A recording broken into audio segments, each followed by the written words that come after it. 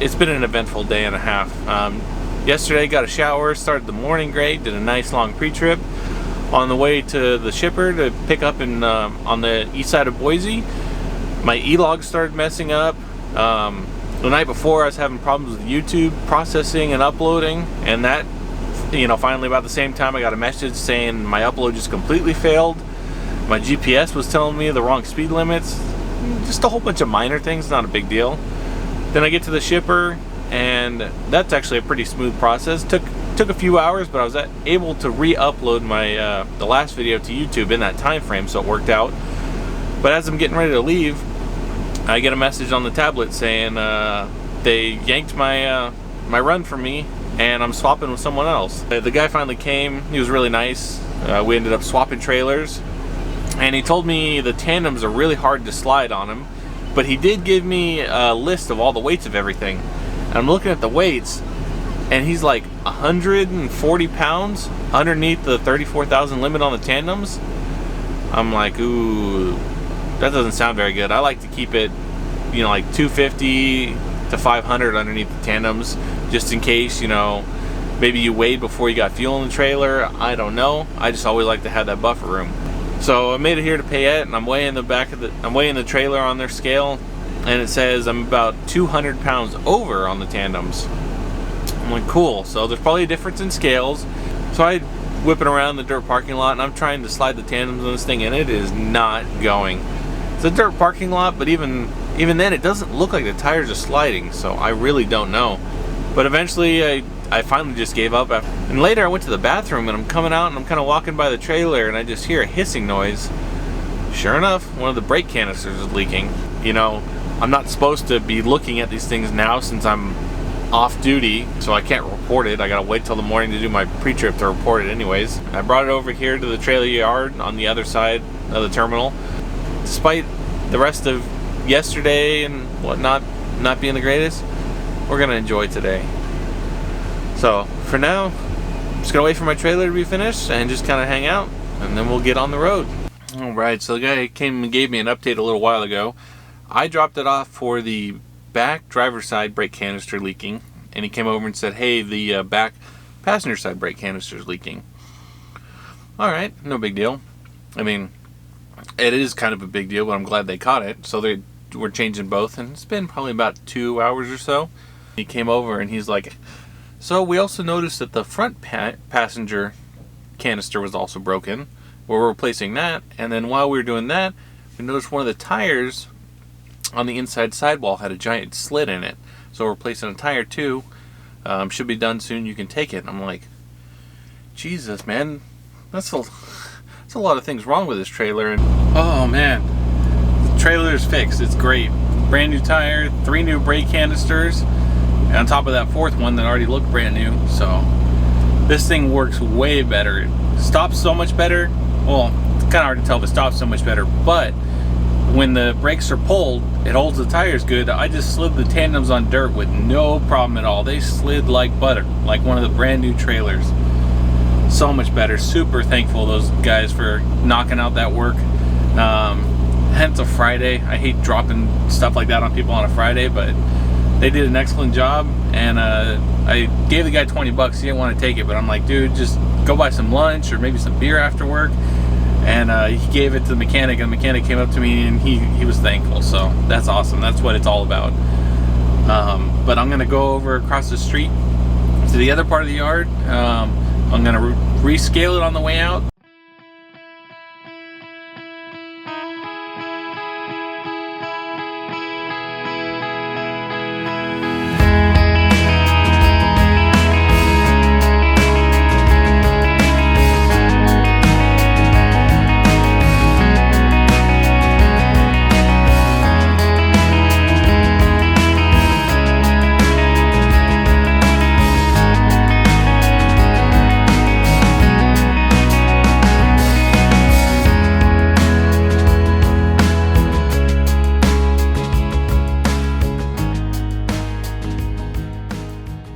Stop number 1, about an hour into the drive or so, pulled into the rest area. My GPS calls it Huntington Rest Area, but I think the official name is Weatherby. Anyways, it's right in the middle of this canyon area, and man, it's just beautiful. I've stopped here before, and I've stopped here multiple times. You can usually find a parking spot at this place at like, I don't know, 1, 2 in the morning. There'll be a couple spots, but the majority of the time you come here, there's usually spots. But it is just absolutely beautiful. All the parking here is all situated so that you face all the nice view and everything. Let's see. I mean, here is just the mountains and everything is incredible. Oh.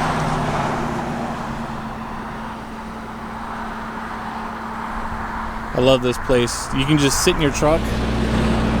If you sit in your truck with the shades open, you just get to stare at all this nice landscape all day. I love this place. And then there's a whole picnic area over here. You can see up there. But there's the restrooms as usual. Just everything. I'm gonna continue on. We're gonna go up over the mountain. We still have to go up over Cabbage Pass, or Dead Man's Pass, and down Cabbage Hill. And there's a nice viewpoint area over there that I'd like to stop at. That's one of the places I have yet to stop at. I don't know, I'm hoping the view is incredible because I know coming down the mountain it's nice. But one thing I should mention is the brakes seem to be working really good on this trailer, which is perfect. I mean, they're not working any better than any other trailer, but they're working great. Oh, one thing I wanted to mention, if anyone else is using one of these newer GoPros, like the 10 or anything like that, if you have them on the charger or you're shooting something high like 4K, if you put them in the windshield, turn the defrost all the way cold and turn the fan speed way up. It'll keep them cold enough. Otherwise, they'll just overheat and you're gonna, it's just gonna stop your video and you may lose the footage completely. So, all right, let's get going.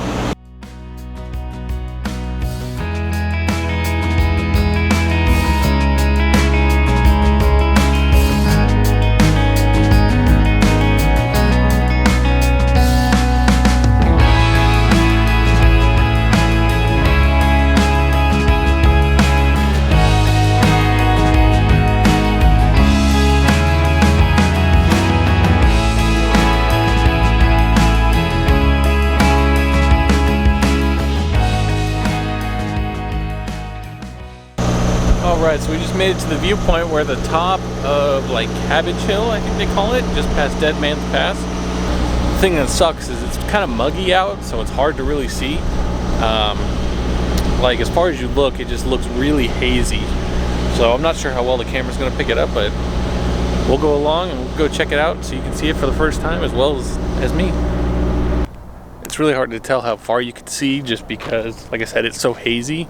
But man, you can see everything from up here. It's pretty incredible. I'm gonna walk over this little shade cover they've got to check that out and see if I can see any better. But let's see. Oh, you can see a lot better from over here. This is cool.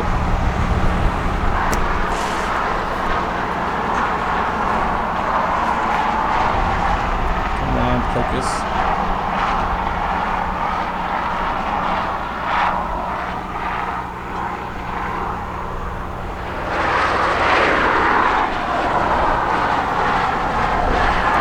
Going all the way down there.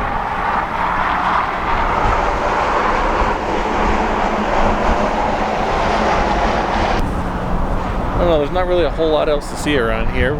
Just, I wish it was clearer because then you guys could really see how far that I can see right now. But overall, this was a cool stop. I'm glad I stopped here. One of those things that, you gotta just get out and enjoy once in a while.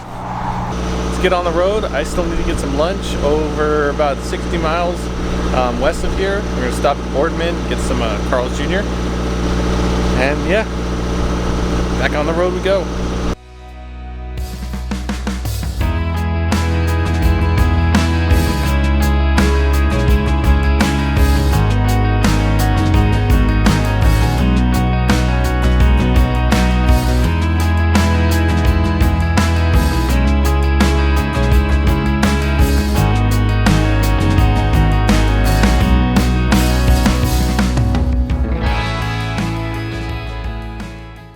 We just stopped here at the Loves in Boardman, Oregon.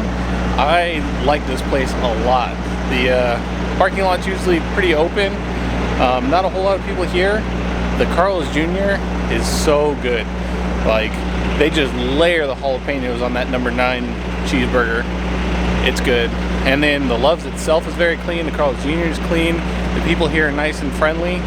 I stop here almost every time I'm on the 84, and this place is perfect. Plus, it's only 3 hours outside of Salem, so it's not too bad. But up here, it's pretty much like the high desert. Just a bunch of like dead brush and stuff. But if you see out there, that is the Columbia River, and then those mountains out there, that's Washington. So from here, we're gonna about 10 or 15 miles west of here, we're gonna drop down, and then we'll be right next to the river the entire time. And then also on both sides, you know, Washington and Oregon, they got pretty big mountains, a bunch of trees. It's beautiful.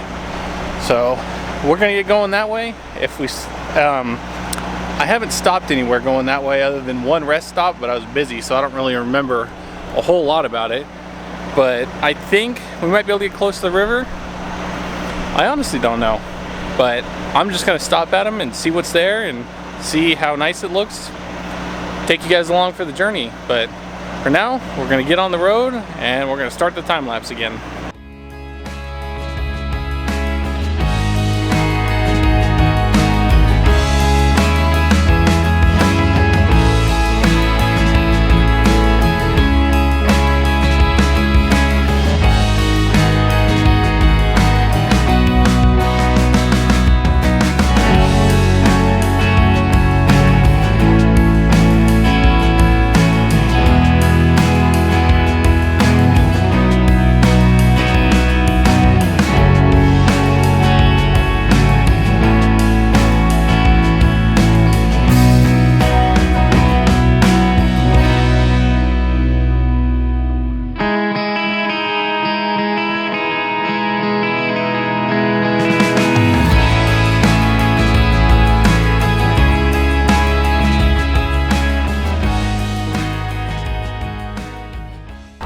Hopefully this audio is somewhat decent. It's pretty windy out here, and of course, now a train's going by.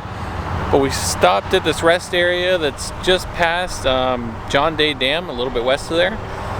It's a Melmaloose or something like that rest area. It's also, I think there's a state park here. But this place, yeah, this place is gorgeous. It's a great little place. There's only a couple truck spots here, probably like 5 or 6, not a whole lot.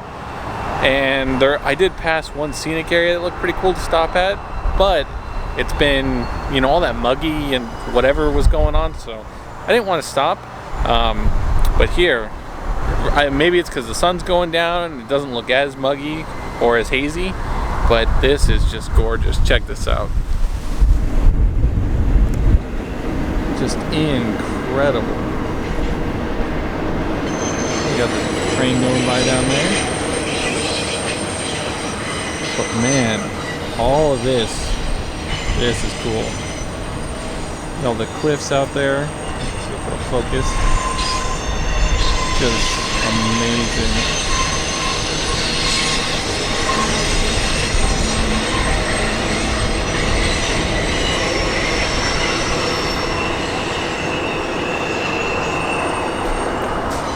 Huh? Even this place here, if you can see, it's just all nice and green. There's plenty of picnic tables around, but man, that right there, that is a view.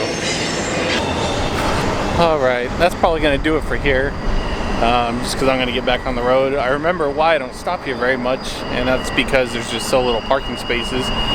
And since I'm not staying here tonight, I'd like to get back on the road in case someone comes in and does need the parking space I'm taking, but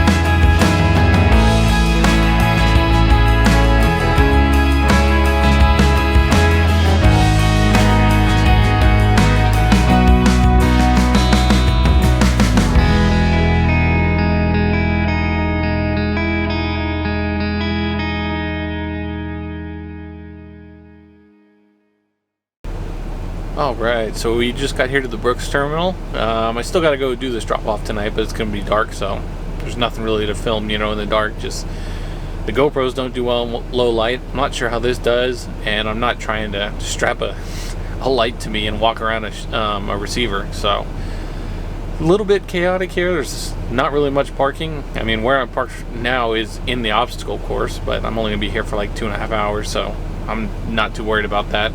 I'm sure it's not allowed because no one else is parked here, but I guess we'll see what it's like when I get back, because it's probably going to be a while. I mean, my unload time is somewhere around midnight, and there's lumpers there, so it's probably going to take 4 or 5, maybe 6 hours. I mean, if it takes like 6-7 hours, that'll be perfect, because it'll allow me to get back here, you know, at 6 or 7 in the morning, and that way there should be parking because people should be leaving. But we'll see. I mean, if they're done in 3-4 hours, I'm back here at 3-4 a.m. I'll figure something out. I always do. I mean, I got creative once and I had to move 2 trailers over so I could squeeze the 3rd one in and drop it. Or I'll just park where there's no parking. I mean, I hate doing that, but where else am I going to park at 3 or 4 in the morning at this terminal? So, but I'm going to get a shower. And yeah, thanks for watching, guys. Thanks for hanging out with me, and I'll see you soon. Bye.